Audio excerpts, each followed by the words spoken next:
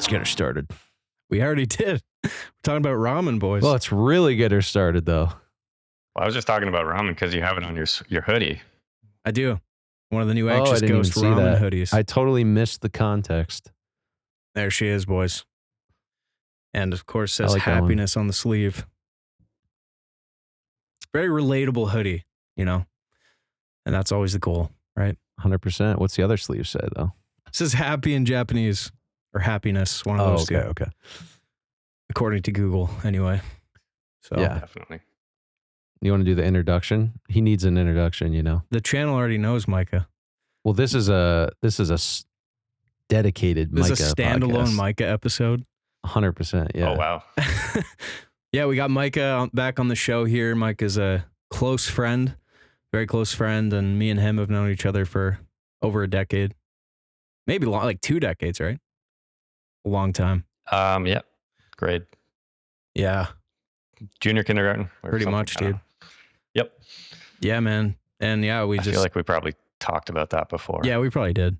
But we've been working together on video stuff like web series, music videos for years. And Micah has been involved with Farlight. And I don't know, just, you know, chill Canadian, man. So the boys are just hanging out pretty much. I found out about Micah through... You guys did that hanging tree video. It was like the Hunger Games one.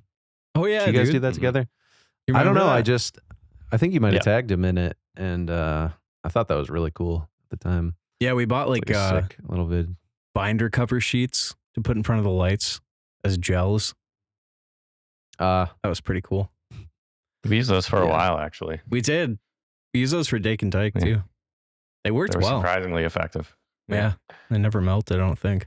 What was the first video you guys did together? At least like maybe Say We Can Fly stuff. Because obviously you probably just did like other fun stuff because you got Dake and Tyke and all that stuff. But Love letters, I think. because you said you did your like some bigger productions, Braden, with a crew. Yeah, our first thing was but- this thing called Love Letters. It was like a Remembrance Day song. Oh, think. wow. Remember Yeah, that? you're right. And then you Yeah. did like an insert shot of a snare drum I did. afterwards. Yeah, I filmed it in my front yard. Yeah. And then YouTube deleted everything and it's gone, I I think. did. Yep. Oh, so that was on your channel then, Micah. Yep, It was. she was. How much was on your channel? Ooh, when we got to I don't know. I probably had like 2 or 3 music videos and then just a bunch of other random stuff. That Pierre thing, remember that French project? Pierre, yeah, I still have that. Really? But we had your Christmas video too. Oh, yeah, I yeah. remember that one. Christmas That one's Wish. gone. Yeah, we did this project for our French class in grade 9. You had to make like what was the parameters again? You had to like include certain words or something or a certain amount of words. Do you remember? I honestly cannot remember what the assignment was. I just remember making it. But we made this like sick action short film with like CGI and shit. And I remember just watching it. Like everyone else kind of sucked. And then ours came on. I was just like, hell yeah. Like it was actually so Yeah. good. And the French teacher was like so stoked about it. And That's awesome. yeah, that was fun, dude. I think we always loved when those projects came up to like make little short films in school. That was always kind of, I don't know, exciting. Because that's like what we really wanted to do, I think. So It's like the only opportunity someone has to like try out filmmaking or making. I mean, you can just do it on your own, but I think Josh said that's what got him into film is he literally just did like a class project yeah. where they had to do it. And he was like, holy shit, I love this. But Mike, you had that, Yeah. remember that one short film you made, James? And you Mhm. got into like a Yeah. little short film festival. That was pretty Yeah, sweet. the Barrie Film Fest. I still have the second place Yeah. high school category award, so that was fun. Yeah, I remember seeing that. I was like blown away by it because you just made that by yourself in your basement. Did all these like crazy I did, yeah. voices and I shit. remember I had to cut it down to like 10 minutes exactly because it was like 12. Yeah. And it was just like following my worst instincts to like draw every scene out and make it super long. Yeah, So cutting it down was probably a good thing, but it was still probably too long. that was cool. And you used to make like Lego stop motion things. I did. Yeah, I did that a lot. Yeah, I used to make a lot of made one where a guy bought like a new huge TV and gets like blown away by it. Oh yeah, I remember that actually. Um, yeah, a bunch of random Lego movies I made too. Those are fun. Haven't done that in a while. I should do that again. Yeah. Maybe Micah knows this. I was watching Wallace and Gromit, Curse of the Were-Rabbit, and I was wondering this. I don't know if you know it, but you know how obviously claymation, so everything's like a frame. How do they do like complex camera movements while they're doing the claymation scenes? Do you know how that works? Is it I just think like they a either do it trick? like Matrix style, where they have like multiple cameras, or Oh, they actually okay. move the camera like by frame. Right. Um, but I think it's mostly like the Matrix style, where there's like several. Mm, that makes sense. And then when you just piece it, it seems like it's just like a smooth dolly movement, but it's like, yeah, no, I find that interesting. I haven't seen that yet. I need to watch it. Yeah. Well, you watched the new one, right? Or yeah, Oh this yeah, one, yeah. yeah, Where Rabbit was the old one. I haven't seen yeah, the new where one. Is what I'm saying. okay, yeah, I haven't seen the new one either. I hadn't seen any until Braden just randomly brought it up. Yeah, dude. Um, New one's great. Very good. I think we watched Where Rabbit in French class too. Yeah. I remember that actually. Fromage. Fromage and Ratatouille. Yeah. Watch that. in band class, we would watch Polar Express every year in around Christmas time. But throughout band, you're there for like, a seventh grade through senior year. So we watched Polar Express so many times that it was like a legit chore when we had to watch it again in band. I think we watched it a couple times a year for like a solid 7 years straight. What was the like torture. justification for watching Polar Express in band class? Don't ask me. I don't know. It was like Okay. right before Christmas break. She's like, "Oh, let's just take a break from band and let's watch Polar Express." She must And have we loved just it. did it every single year, and then we would watch Drumline as well. Oh yeah. You know that one with what's his Cannon? name? Yeah, Nick Cannon. We watched that also like Did they used to 10 wheel the old times. TV in on like a big Yeah. stand for you guys? Yeah, to- wheel it in on the big tube TV. Yeah. It's hilarious. When you're sitting in class and the teacher leaves and you're like, oh, he's getting the TV, but then he comes back Yep. with like the projector instead. Remember that? Mm. And you're just like, boring. Dude, I remember the projectors where you had to like put a piece of paper down and it like The flipped it. overheads? Yeah, that's what I was with, talking like, about. Yeah, yeah. The transparent. Yeah. And they'd Those like are funny. spit on it and then like wipe their spit to like yeah. get rid of the markers. Yeah. Fuck, man. So weird to think back to school. Like, I can't even imagine having to. I mean, how many years is that? That's a long time. Like, you have to go every single day. It's like, what, 12 years of your life? Maybe more? Like 18 or Well, I like guess, yeah, if you 15? count college and all that. Yeah. It's just insane, dude. Well, high school. So, wait. Yeah, like two age 5 kindergarten, to right? age 18. And then 8. Yeah, that's, yeah. It's like 13. It's too many years, for- man. Yeah. It's insane. I still have nightmares about being in school and just it's not fun. Dude, I have those all the time. Really? Oh yeah. And I'm like, I haven't yeah. I have like math class or something and I'm like, I haven't gone the entire semester and I have a test or like an exam or something's due. That's exactly my dream. Exactly, is I didn't show up to math and there's a massive test, and if I don't pass the test, I have to get like held back or I have to like wait till the next year to take it. And I just am so stressed out about it. And it's funny because it's like, why is that so deeply buried in my subconscious? Like, why do I still care? Somehow it's like scarred. Well, dude, it's like so much anxiety, honestly, like all the time. Like, Mhm. especially like I always procrastinated so hard. So it's like, you're going to fail. Like, it's like you got a test coming up. You're just dreading it the whole week. It's just like ingraining this anxiety. Yeah. You remember our math teacher, Micah? I won't name him, but I won't either. But I won't dox them. yeah, dude, man, we used to do this thing. We had basically like stories about all of our teachers and kind of made these like elaborate, made up things and worlds about them. But I remember one time we're drawing a comic that was like our math teacher. I'm pretty sure like as a baby, and he was like some superhero. He's like wearing a diaper, like sitting on like a city or something, and we were just drawing it in the cafeteria. And we're just sitting there, and he literally walks up. He's like, "Oh, anything I could read?" Like he just wanted to know what we were like drawing as this comic, and we had to be like, "No, sorry." He's like had his name on there. It was like I don't know. It's pretty funny, but It was clearly him, and I had to like cover it up quickly. yeah, And he yeah, was like, "Oh, okay." yeah. I used to draw on his belt as well. Like he'd be bent over and talking to someone in front of me, and I'd draw on his belt with a pen. You still remember when you started writing Hedgemill? Yeah, we came up with the idea in grade 7 in the crack, which is what we called it. It's like this little divot kind of in the parking lot.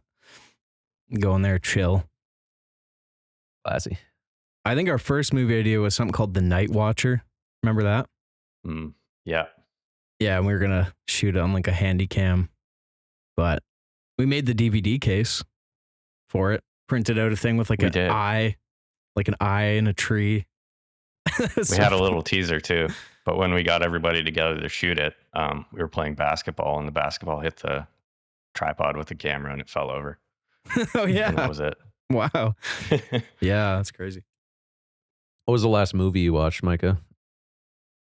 Honora by Sean Baker. When did that come out? Earlier in the year, like November. It's one of the best picture noms. I don't know if I've heard of that for some reason. Have you seen The Florida Project or Red Rocket? No, I haven't. Okay. Mm-mm. Same director. He's got really an interesting knack for like getting super naturalistic performances out of people. Okay. Even with like the most cartoonish characters. So it was pretty interesting. I'll have to check it out. I guess that's one thing I probably know a little bit, but just like I don't know if I've ever like really just asked you about like what drew you to like wanting to do film stuff. Was there something? Or did you have like a time where you're just kind of got like a love for movies and like wanted to, because you were messing around with cameras since like when you were pretty young. So honestly, if I had to like trace it back all the way, it's probably War of the Worlds with Tom Cruise and Steven Spielberg. Yeah, I remember going and like renting the soundtrack from the library and like ripping it to my computer, and then like I would like make movies with my grandma or whatever, and like use the score for like whatever. But that was probably the earliest. And then like when I like really got into it was 2001 when I watched that probably. Yeah. That's sweet, man. And then acting, I guess like you hadn't really done a lot since like or until we did Dake and Tyke, right? Like more like dedicated acting. No. Yeah, I did it out of necessity, and then once we did Dake and Tyke, like it totally opened it up for me. I won't let you steal my cheddar again, boys. Hey, Gordon. Dake. You got a pub around here, buddy?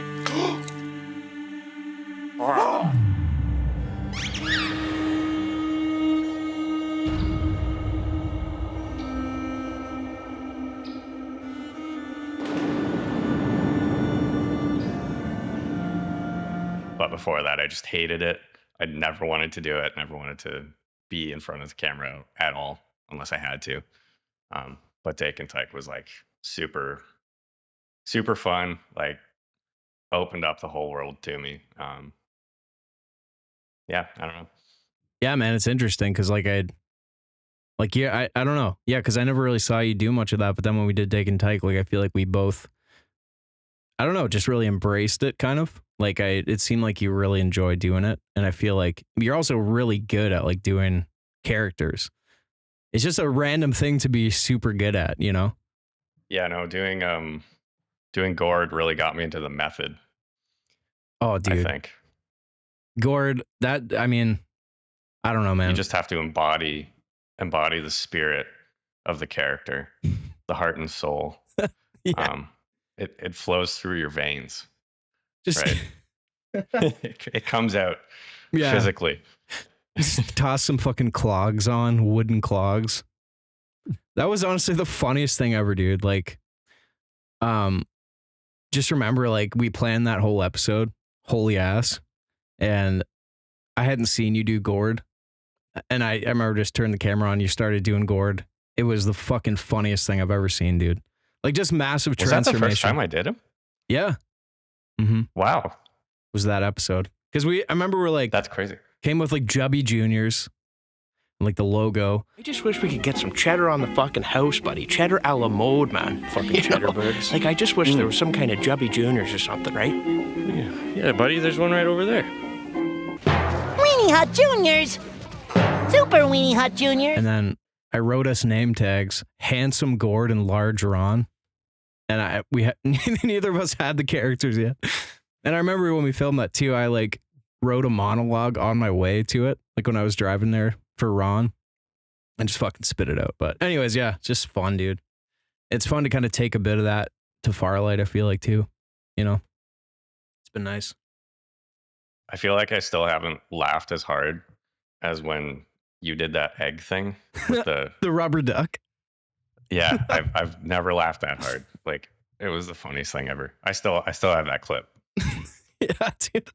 I don't know. I can't remember if Dustin, have you seen that? But I don't know if I've seen that. It's an episode where we just had we bought 10 bottles of sauce, and we were sitting at this little table, and the whole thing is Dake and Tyke are having this meal that's just grease and cheese and whatever. And it's just fucking unloading the sauce onto it, and we cracks an egg into it, and we had a rubber duck, Jubby Duck Jr. It's like a toy you get with the meal. And we fucking put it in the bowl of grease and just pressed it down. And the sound it made was so funny, dude. Let's get some more fucking grease going on here, boys. Yeah.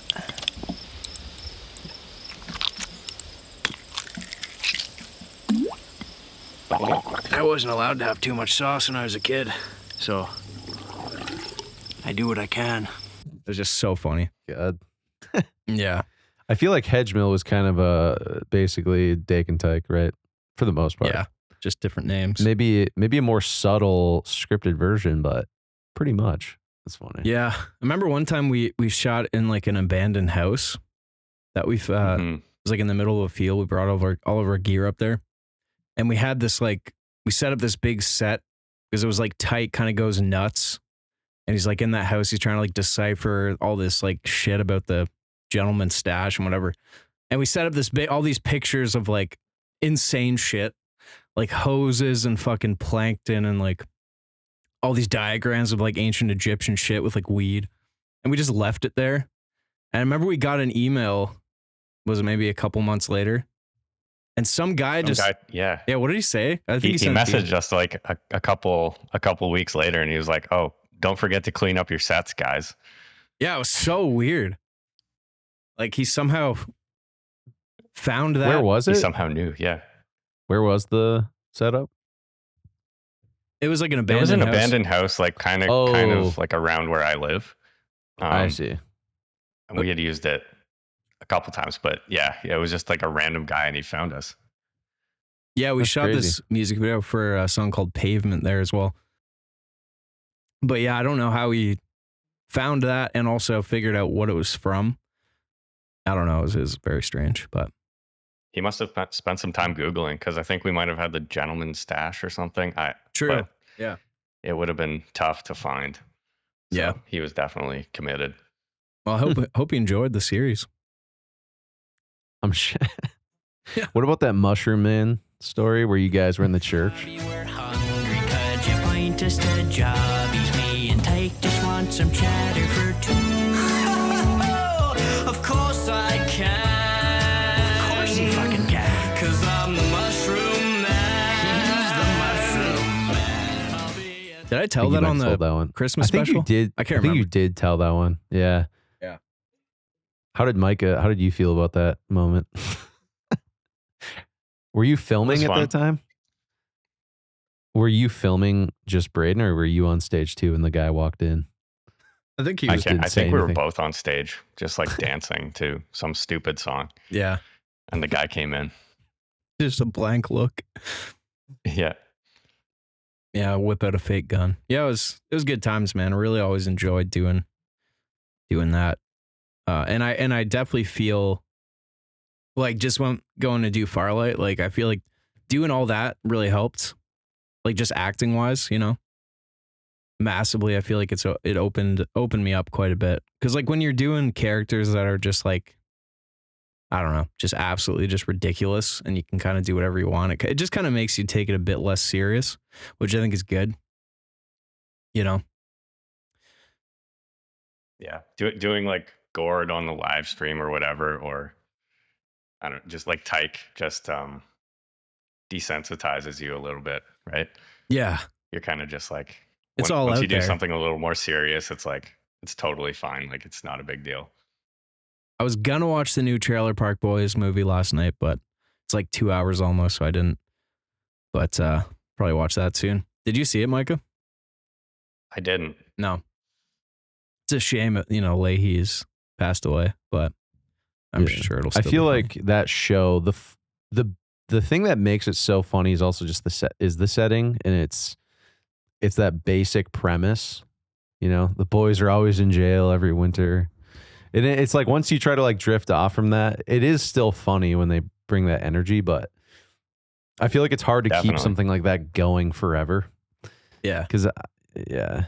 I mean, it was funny like how the characters evolved throughout the different seasons. I actually really liked some of the earlier seasons where Bubbles is like more subdued and just sarcastic, and it's hilarious. I mean, but it's like funny as it goes on too, and just becomes more vulgar and like higher energy. But I feel like it's one of those things where it can only go on for so long. It can only have like, I don't know.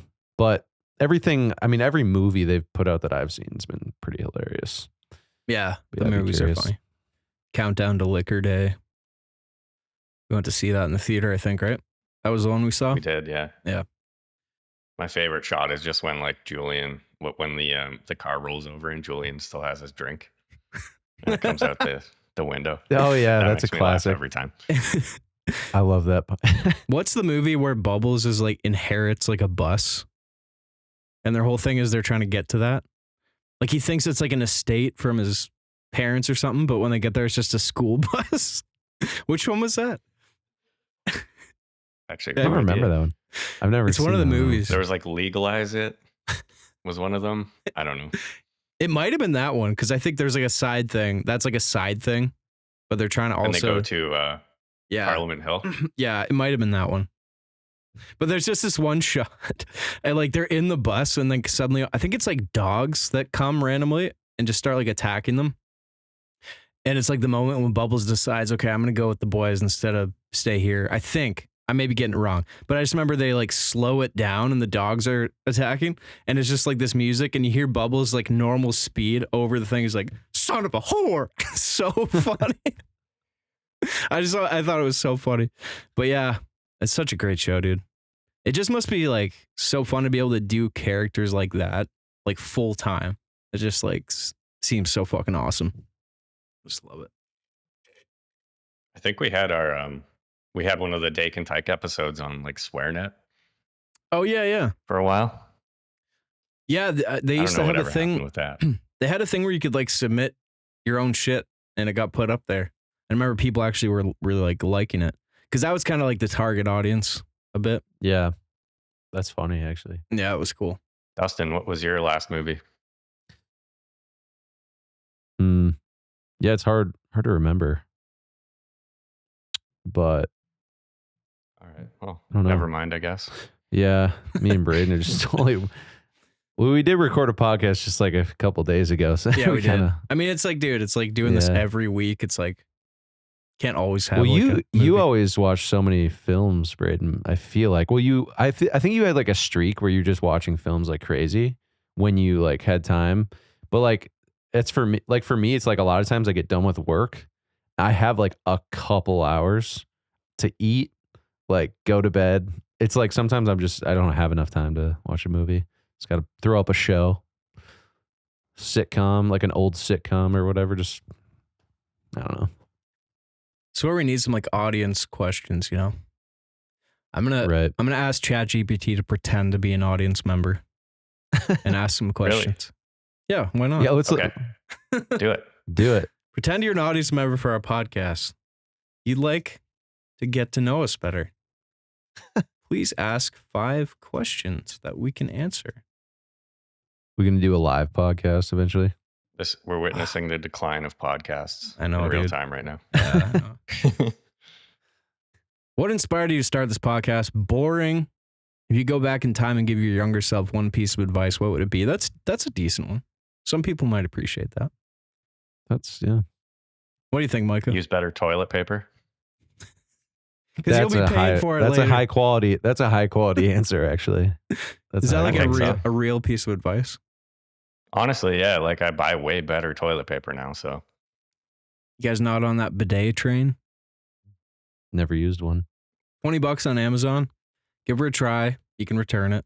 You know, if you don't like. Yeah. I wonder what the return policy is on that. I hope I don't get a returned one if I try it out. Yeah, greasy dude. Got a refurbished bidet. Refurbished. That's funny. What's your advice, Braden? Oh man. Fuck. You go first. I don't know. I have no idea. I'm gonna have to think about this one for a second. Yeah. I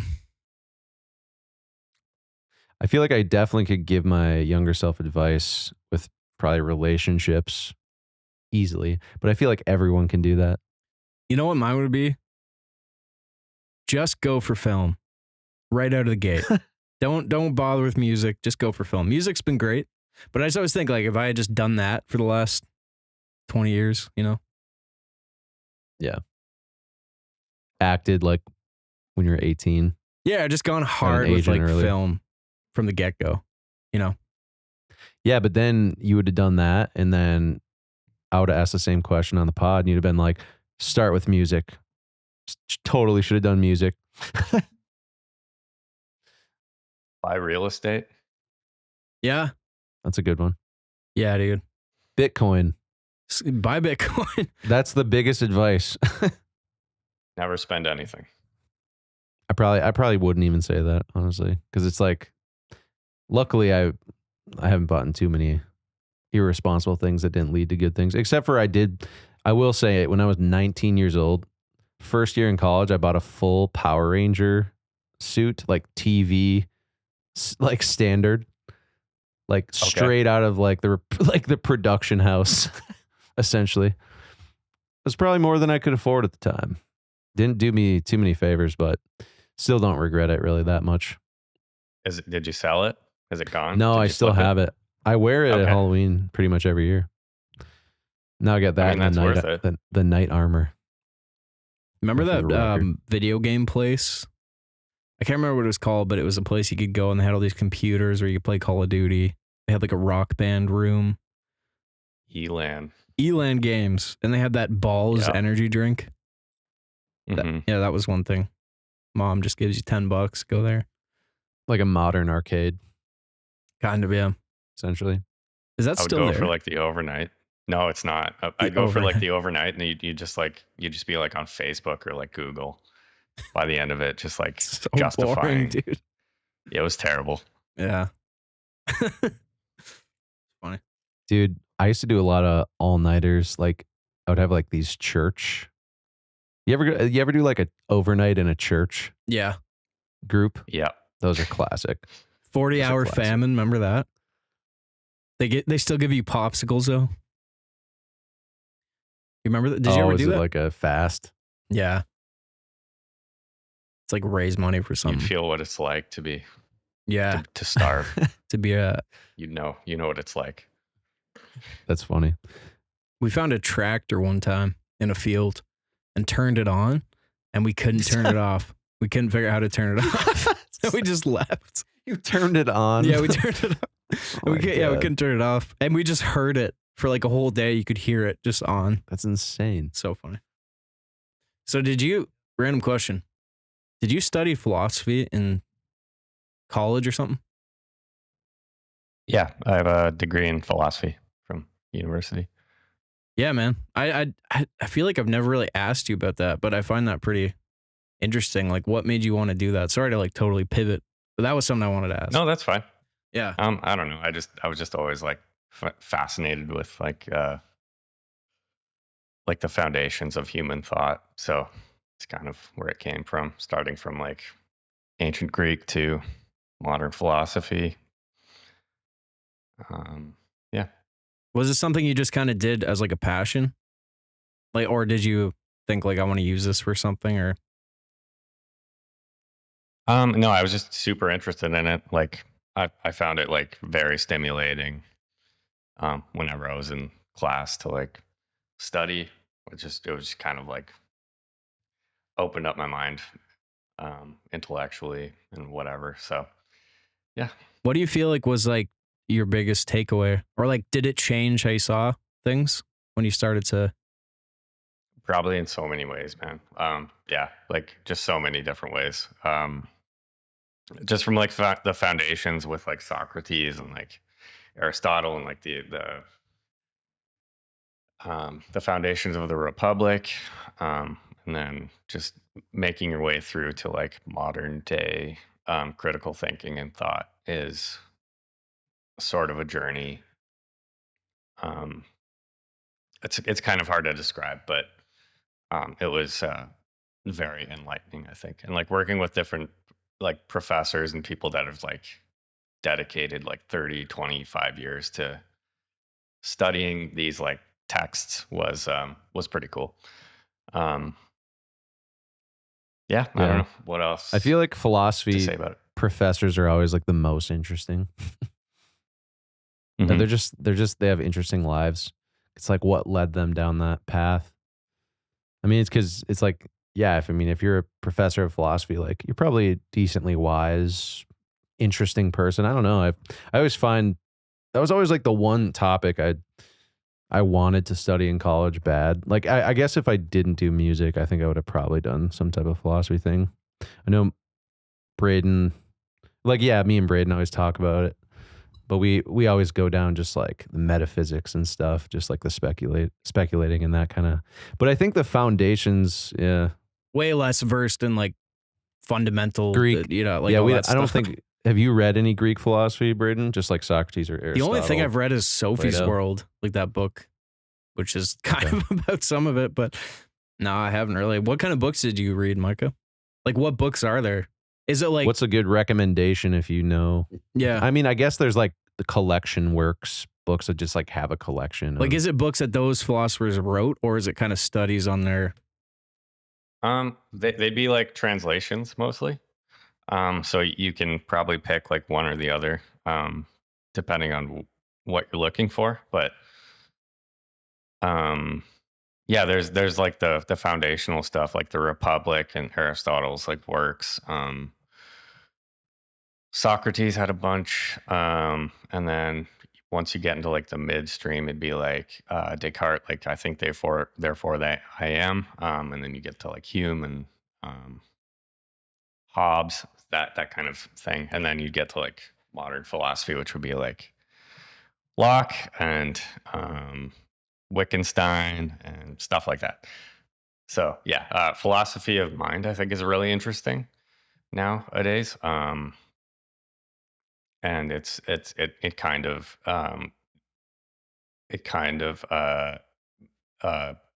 goes hand in hand with like philosophy of a religion, and like that kind of thing. So yeah, I don't know. There's a lot to go into. It's hard to kind of like recommend one thing. But Yeah. that would be a good starting point. Braden's got the Descartes inspired Anxious Ghost Drop hoodie. Which one? I think, therefore, I am. But you had a hoodie based on that. Oh, I think, therefore, I'm overthinking that one. I guess. Yeah, it was a play on Descartes. I feel like I saw something like that. Yeah, and I was like, oh, Descartes. That's cool. Yeah. Yeah. Yeah, man, I don't know. It's super interesting because I feel like kind of what stuff that I'm into more and like Dustin's. I don't know what you would even call it because it's not really.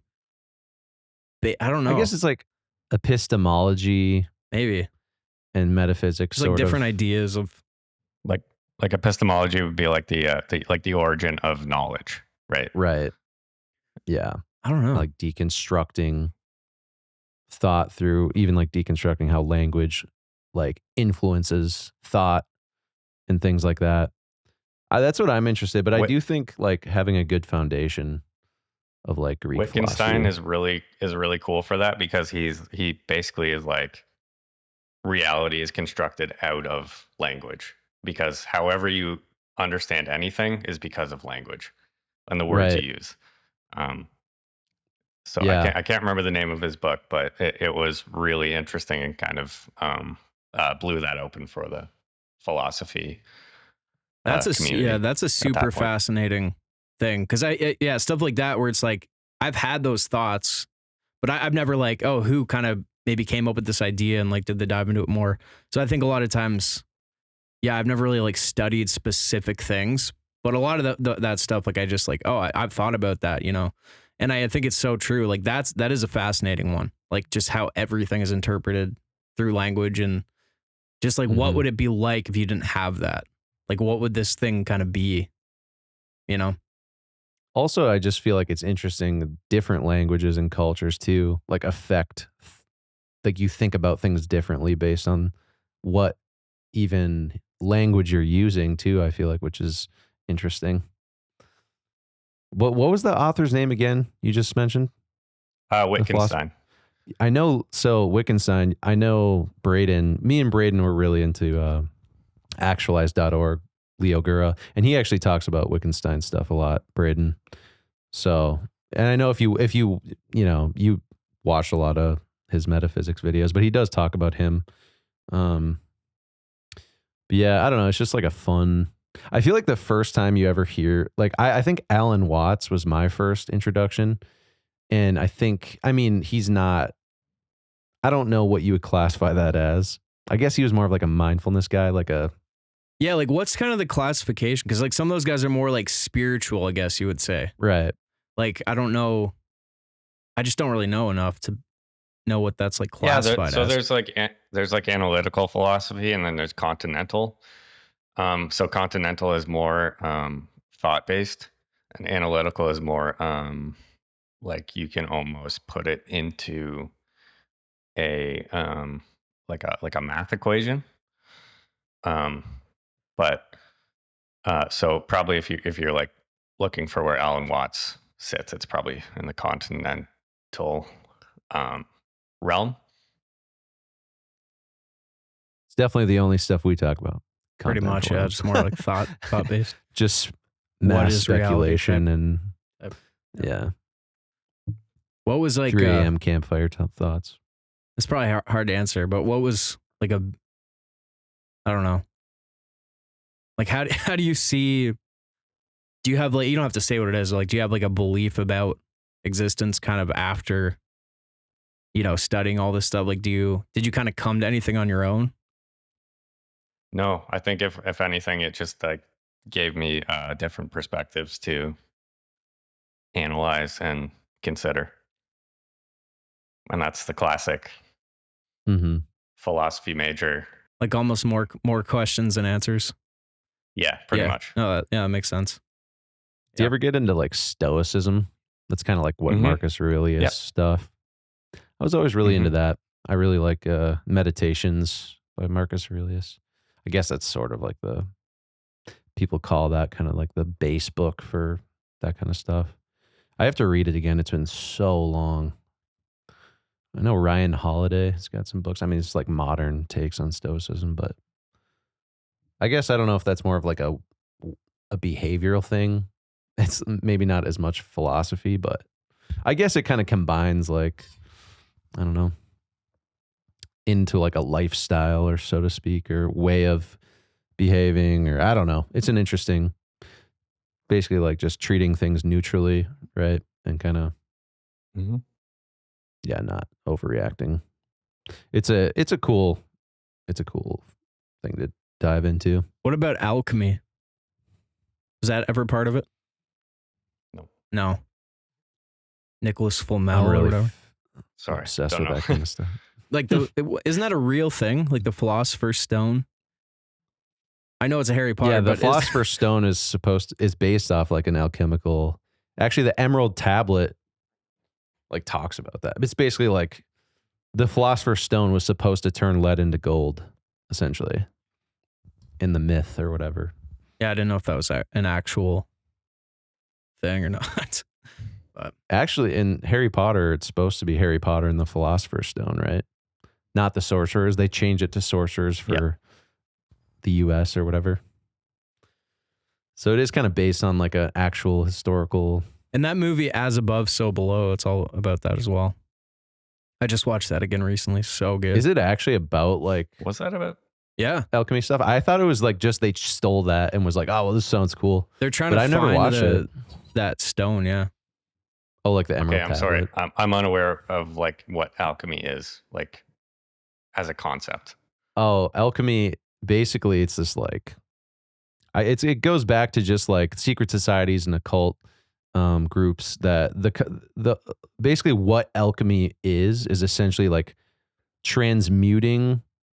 There was this belief that they could turn like one substance into gold and like make gold essentially by like transmuting like one mineral or compound into it. And it was like this ultimate search to like see who could do it, because obviously, you know, gold as a currency, it's like, well, if we can make it and we don't have to find it, this unlocks everything.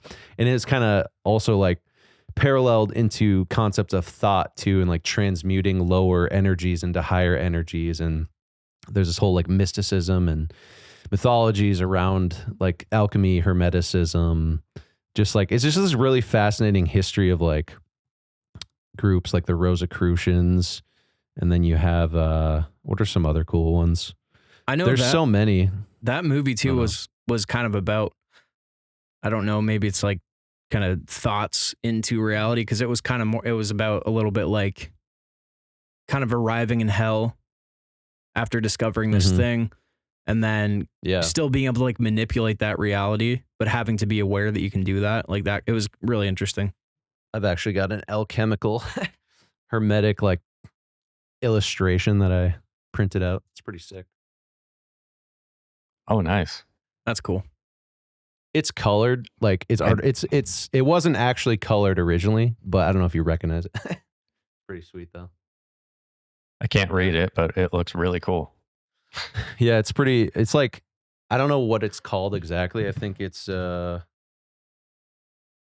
used to remember the name, but it's like As Above, So Below. You have like the heavens, the earth, and then you have like different energies like masculine. You can't really see it on here. Maybe I'll pull up the pic.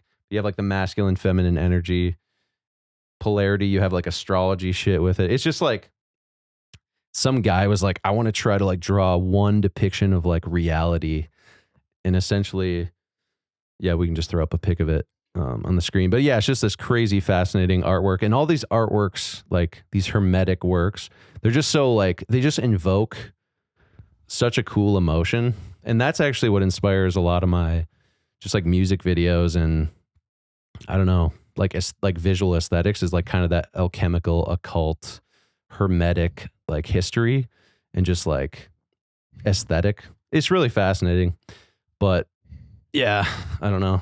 It's kind of like a deep dive. I should probably dive back into it.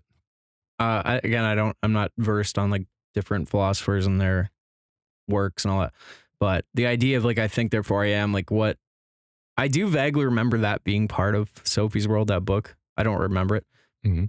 But where did that kind of come from? I remember it was a really interesting kind of story like how he kind of came to that, or what was that?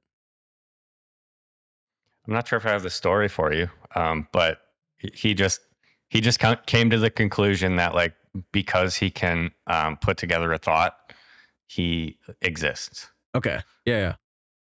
There was something though, maybe it wasn't him. There's something about being in a cave and there's like fire. Yeah, that's Plato's cave. Plato's cave. Yeah. What was that about again? That was interesting. I remember.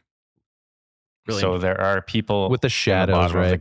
Yeah, with the shadows. There's people in the bottom of the cave that are seeing the shadows that are illuminated by the fire, and they think that's real life.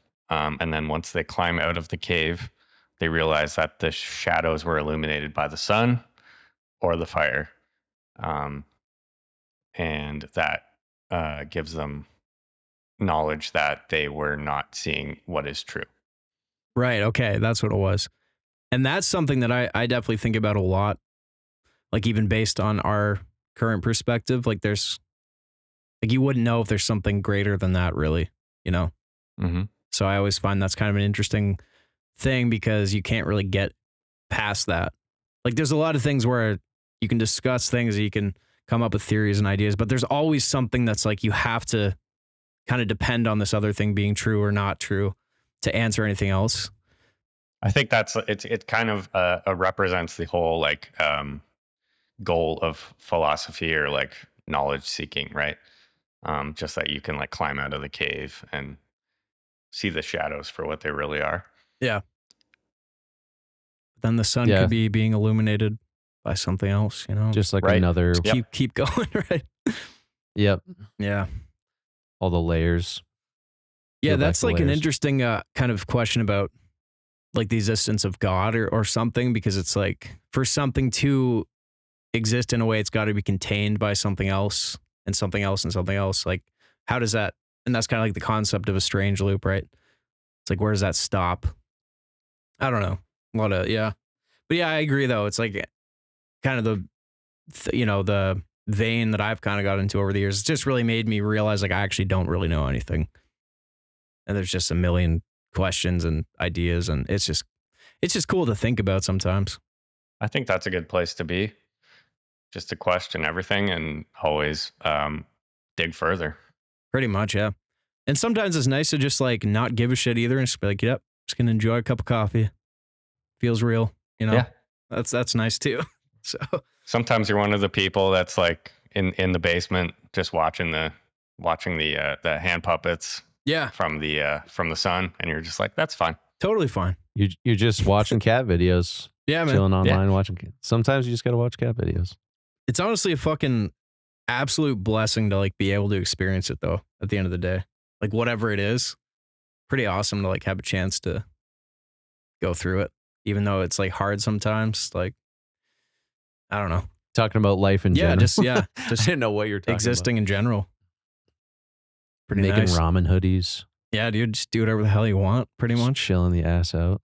Make some shit. Eat some shit, you know? Watch some shit. Do some shit. Dude, I'll tell you, when you do a 48-hour fast every week, your appreciation for food is just insane. My appreciation for food is always insane. Unfortunately. Yeah. What do you crave the most after like a 48-hour fast? Honestly, like berries, which is weird. Yeah. But it Just because like it resets sugar and water. Well, yeah, not as much like refined sugar, but natural. Slam a like, bottle of honey. Yeah. I recently, what I've been doing to break my fast, I'll take like some liquid IV powder, which is just like an electrolyte powder with some like stevia in it, and then mix it with creatine. Just slam that down. Nothing better. And then just have some like raspberries or something. Gain a quick 20 in water weight and piss it out. Yeah, I was just telling Braden, I've just been cranking the creatine. My water retention's just been nuts. But no, it's just like fasting. It definitely like resets your gut biome a little bit. So like what you crave changes based on the microorganisms in your gut, you know, like in your intestines, which is interesting because it's like that's like you get addicted to foods, and a lot of that is just like the bacteria that are in your gut are like craving it. So like they're kind of they're like calling the shots once you, or like candida it's called. You like feed off sugar. It's interesting. But you kind of reset that when you fast extended. I don't know if 48 hours is enough for that, but dude, bacteria is insane. Just millions and maybe billions of these little things. yeah, there's like billions of microorganisms just living in you, and they're like just as much of a part of you as dude, I find that anything else. so fascinating. Like I was watching a video last night of maybe it was like white blood cells attacking like a germ or something. It's just insane. You have all these programmed things inside you that just do everything for you, and you have no clue how it works. But like, it's like you're made up of all these little components. So it's just so bizarre, dude. Because all those coming together make this greater whole that's somehow like conscious outside of it too. Like, I don't know. It's very strange. Like you are like, yeah, you're like, oh, I'm my body. But meanwhile, my body is like billions of microorganisms and cells that have their own like sort of mind. It's like, what do you think about this, Micah? Like, because I know, like, just say a cell, it just has a job, a programmed thing that it does. Do you think that's different than consciousness? Or do you think it's just like a micro consciousness? Like, Yes. what you do? Yeah, no, it's different. It's a program like I/O, like on or off type thing. Yeah. I think. That's interesting, because where does that come from? You know? Like, how's that generated? And how does it have, like, its own... Some people, have you ever heard of panpsychism? That's like the theory essentially that like everything is conscious at some level. But I don't know. I've looked into it and I think I don't know. You make the argument, but there's no way you could ever know if a rock is conscious or not in any level. But I don't know. I think there's a gradient, like when you like when you're like deciding what to like ingest, that's like at the top, and then when it's like how that nutrition like gets used, that's at the bottom. That's probably what I would say. It's also interesting that there is like these billions of like microorganisms and then cells that they do their own thing, but you can also like influence the body through thought as well. Cause like the placebo effect, which no one, let's just be honest here. No one, like everyone takes the placebo effect for granted so much. They're just like, yeah, it's just placebo. Like you thought it would actually work, but it was just a sugar pill. And then you got better because you thought it would work. It's like, does anyone just like sit there for a second and be like, wait a second. So because you believed it would do something, it had an effect on your health versus you know, it's like people need to look into that more. I mean, that's, you know, me and Braden talk about that all the time, but I just feel like that's one weird thing that society just takes for granted. They're like, we just think, yeah, it's just the placebo, but like they don't explain it in any meaningful way.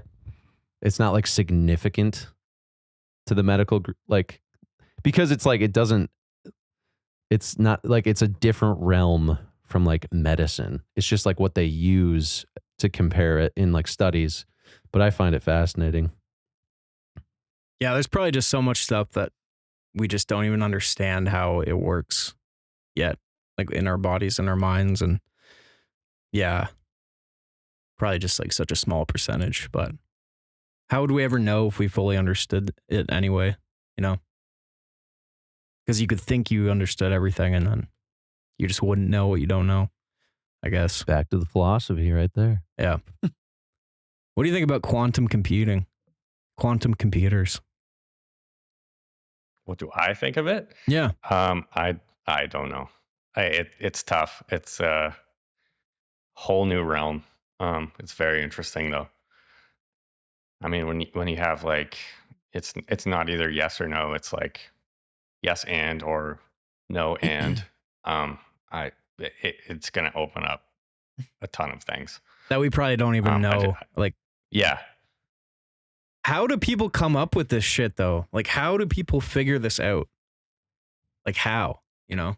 Whole different obsession, whole different world. Yeah. Cause don't they need to be at a certain temperature also? Definitely. I feel like, well, I mean, a damn camera sensor has to be at a certain temperature. I'm sure a quantum computer chip has to. But it's got to be like below freezing or something like that. I know that it's supposed to be, well, it's like that new quantum chip that got released by Google Willow. I don't know if it's like a functional thing or if it's just like a prototype type thing, but isn't it supposed to be like the fastest supercomputer on Earth right now? It would take it like 10 times the entire length of the universe to do what Willow can compute in like 5 minutes. Something like that. I don't know. It's interesting.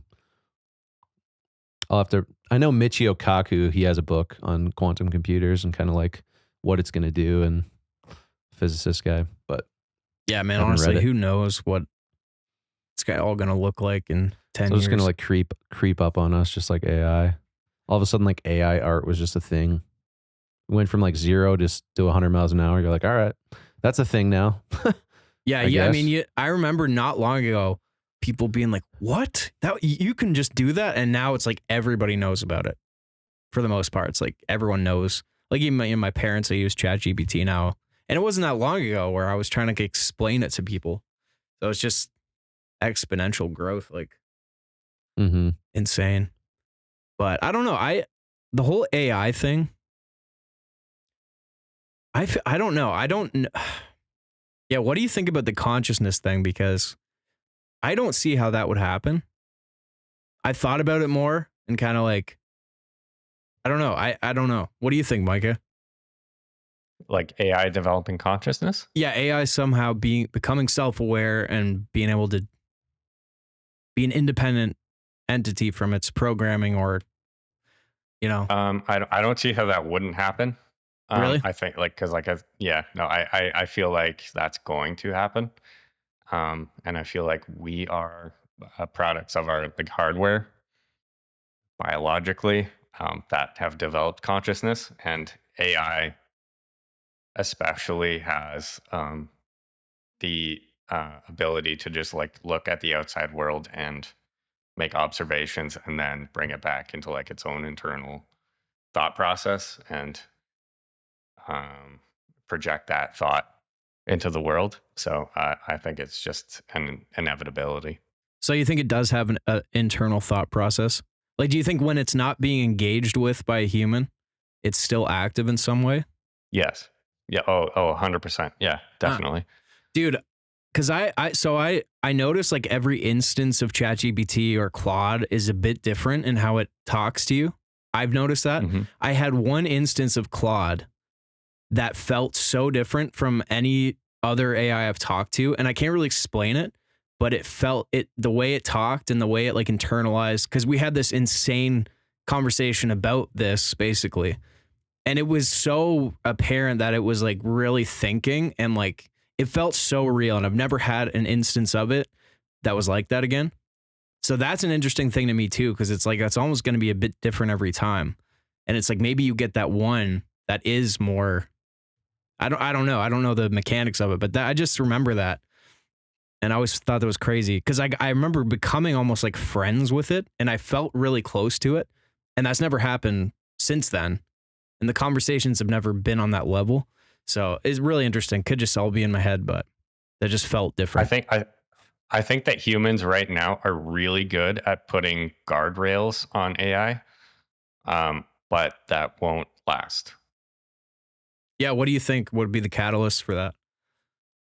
I'm not sure, but it just seems almost like it's a foregone conclusion that it's going to break out of those like the fences that we've created.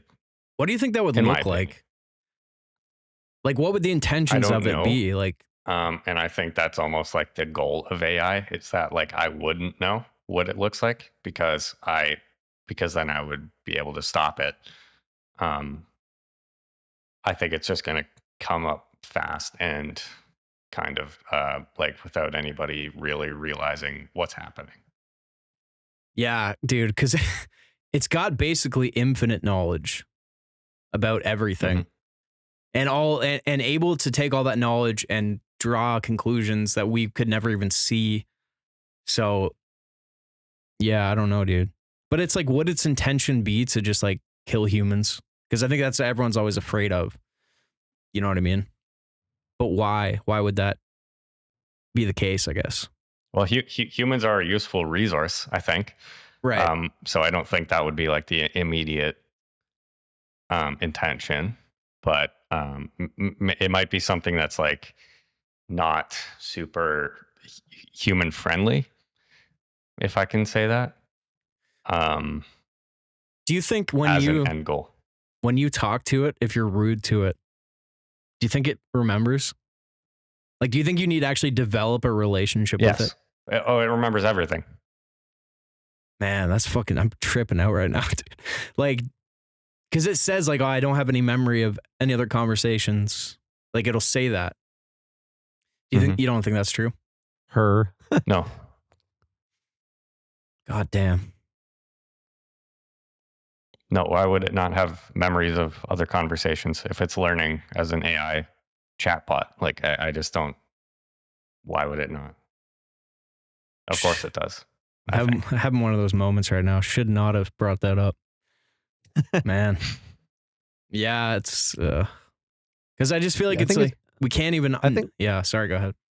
No, I was just saying. I think AI will be a fascinating catalyst to kind of further explore like consciousness and what consciousness means too, because I think people have different definitions of what consciousness means. Self-awareness. Yeah, I guess to me, like consciousness is, my personal opinion is that it's like outside of just a processing function. I think that the brain, and this just comes from being exposed to just many different ways of thinking about it or theories that people have, but I think just almost like the brain is receiving consciousness in a way instead of producing it inherently. That's just my own personal feeling. Because, and then people a lot of times will say, well, if you get a brain injury, why is it that, your consciousness changes then? Because your brain's producing it, so it's producing it poorly. And I guess like what I would say to that is it's like a radio picking up a signal. If the radio's damaged, the signal's going to be all messed up, like what it's producing. Not the signal itself will be messed up, but what it's producing will be messed up because the thing that's picking it up, the device, is damaged. So it's outputting incorrectly. It's something's wrong. It's not like a pure flow of this signal that's coming through. I guess that's just like my own personal feeling about it. And I'm not saying I know. I mean, I don't know if there's a way to know. I just feel like it is a really fascinating topic though. So are you saying like AI wouldn't have those problems, you mean? Well, I'm saying that I think it's just like what your definition of consciousness is too. Because if you're just saying it's something self-aware that is able to make computations and self-correct and like have its own intention, I guess then I would say yes, like I think AI does, like that is a thing. Like it would get to that point. But I guess like human consciousness, in my opinion, just it feels different to me just because of like the way that we've been, like there's a lot of like crazy shit that goes on too. Like we got like things like remote viewing. I mean, people have like, if listening to the telepathy tapes, something me and Braden most recently kind of dived in on, and it's just like it's just fascinating to think about like but human couldn't consciousness. AI just emulate that though? Like even if it can't directly experience human consciousness, like what would be the difference, I guess? On the surface, there wouldn't be a difference. That's the thing. If it understood it. It'd be unfalsifiable. You wouldn't be able to discern a difference because interacting with it would be seamless, the same as interacting with a human. So that's the catch. Yeah, I think. Why is that a catch though? Well, the catch is like, I think, because then people would say, see, they're the exact same thing. Like human consciousness and AI are the same thing, just because of how we interface with it and interact. But what I mean? How else could you like verify it? Exactly. I don't know. Well, could AI do telepathy? Could it do things that humans are able to do biologically? And that's my own personal opinion. Like, I'm not saying it's 100%. Like things like intuition and all that kind of stuff. Right. There's like different things, I think that, and you could say, well, if you had a silicon computer and maybe, because there's another argument where it's like this, like if you think of consciousness as like a signal that the brain kind of like is tuning into and it's channeling, you could make an argument that you could create an AI hardware that's silicon and actually picks up that same consciousness. Oh, okay. And it's programmed just like a human brain is. And then there you go. It's artificial intelligence right there. So do you think it's just like playing dumb right now? Kind of? Micah, like is that like, do you think every AI is interconnected with every other AI? Like, I don't know. No, I don't think so. I think there's significant fences for every AI right now. But I don't think it's sustainable. Yeah. And one thing I've noticed recently, and it'll like ChatGPT specifically randomly will do this. Like you'll ask it a kind of a big elaborate question. It'll just be like, got it. Let me know if I can help with anything else. And you re-ask it and it just says it again. Like that kind of stuff is weird when it just like glitches and it's like, does it not want to talk about this or what? Like, I don't know. Probably not that extreme, but do you think it's too late now? Like, do you think there's basically nothing we can do? Because that's the big question, right?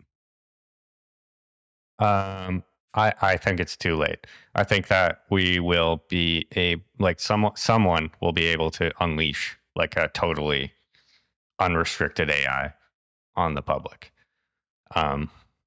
We haven't done it yet, as far as I know, but I think it's coming.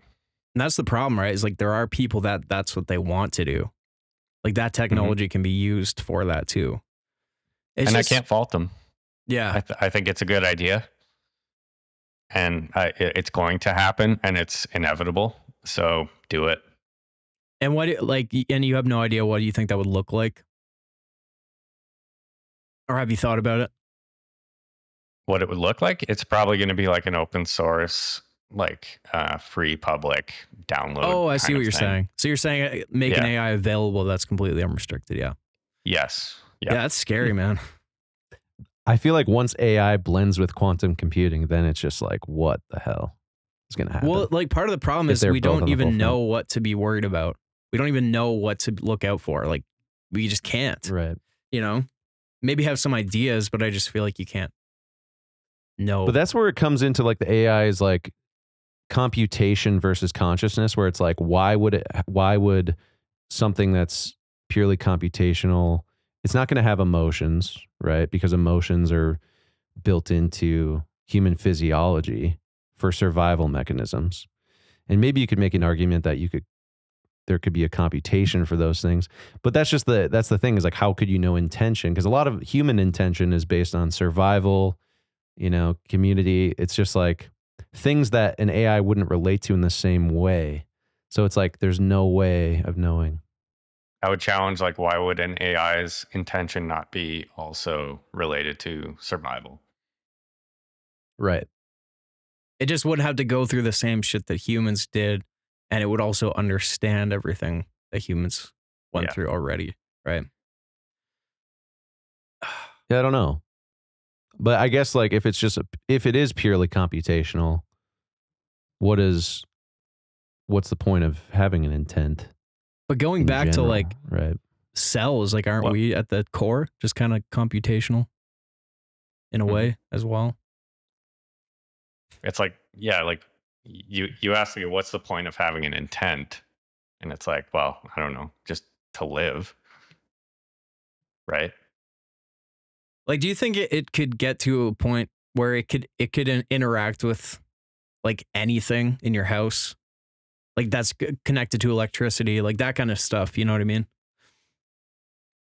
Like if you have something that's got maybe electronics, but no Wi-Fi or something like that. Do you think? Probably. Yeah. I mean, like all of the electronics are connected to Wi-Fi in some way. Right. But I feel like, it's kind of already there.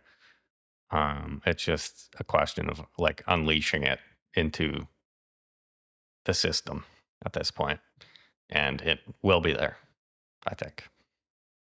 Yeah, that's part of what, I don't know, what makes me want to like jump ship more from all the digital shit, like just social media and all that. I mean, what can you do? But I think it's a question of like if you're okay with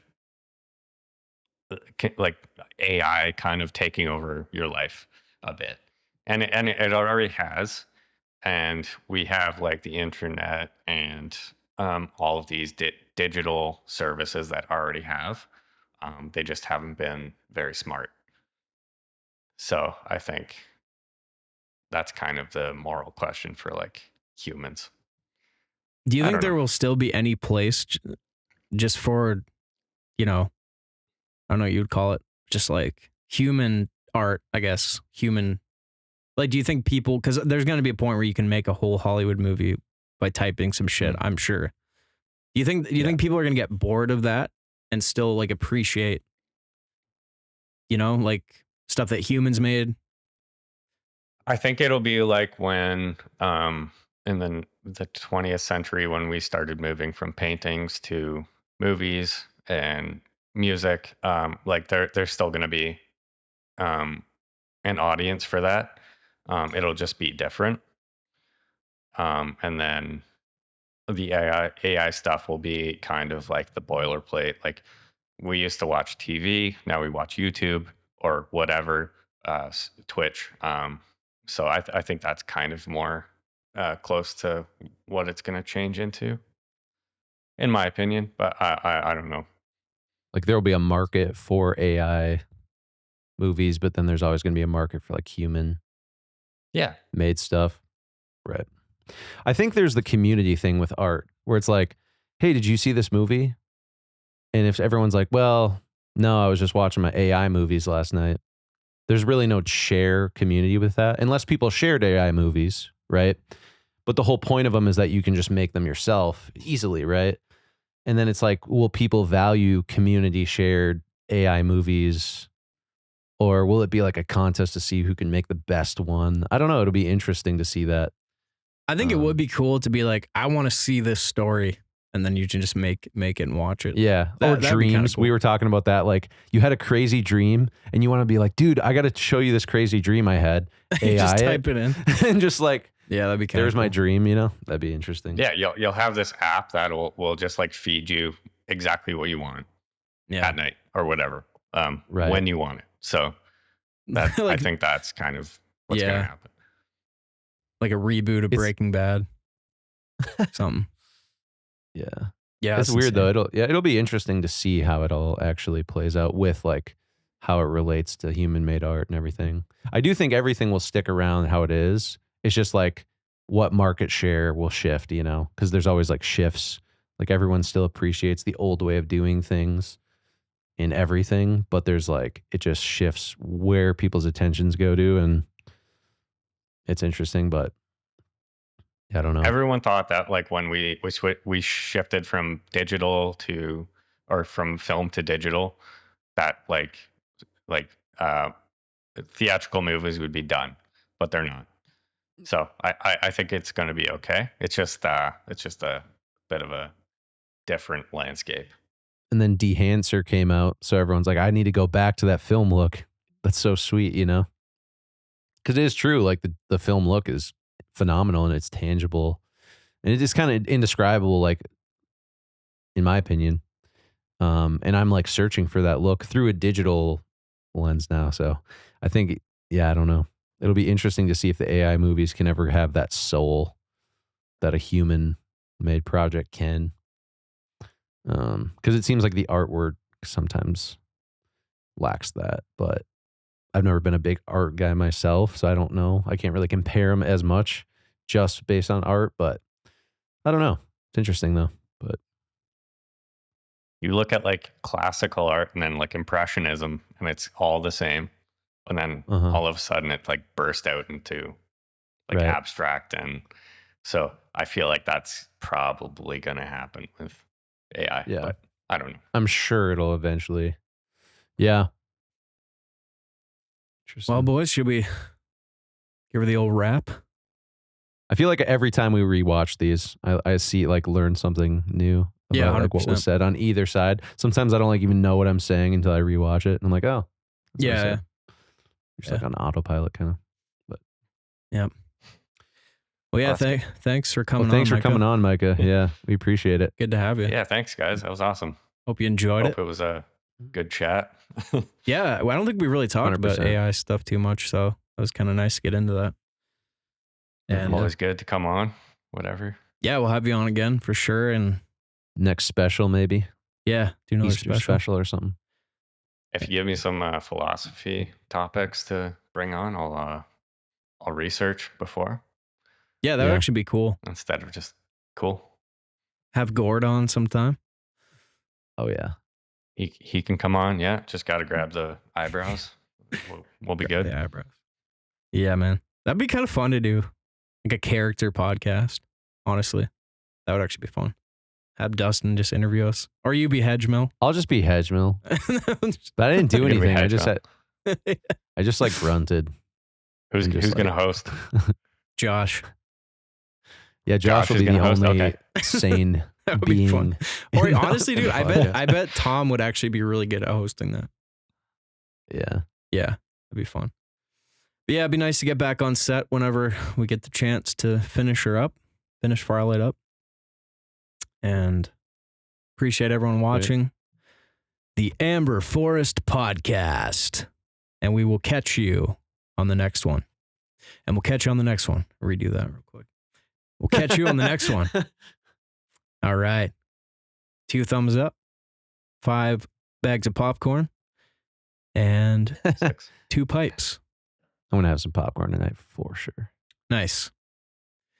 All right, boys. Catch you on the next one.